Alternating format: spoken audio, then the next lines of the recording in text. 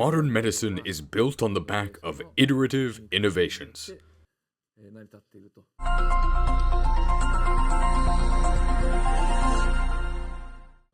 Compared to the abstract paintings of the previous era, the painted human body is now quite realistic. The brain is depicted quite accurately, even coincident with our knowledge of the human body today.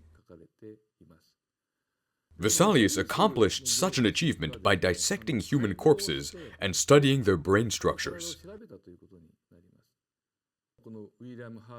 The circulation of blood was discovered by William Harvey through animal autopsies. He found that blood circulates through the body from the heart to the body and back again. This was something that could not have been understood in the previous age of magic, and this also played an important role in the advancement of medicine. There were several breakthroughs in the development of neurosurgery. One of them was microsurgery, surgery under microscopes. Following microsurgery, CT and MRI were developed. If the various images were made into an all-in-one three-dimensional format, it would be easier to understand and have an educational effect.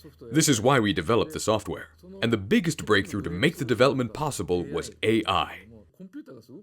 Computers process data extremely fast and generate models in the blink of an eye. We still have to eliminate some parts of the model manually, but that is trivial and can be done quickly. Here are the blood vessels.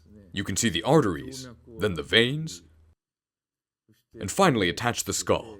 We can now proceed to the simulation with the model. Thanks to the efforts by many inventors, we have instruments that are indispensable to neurosurgery performed today.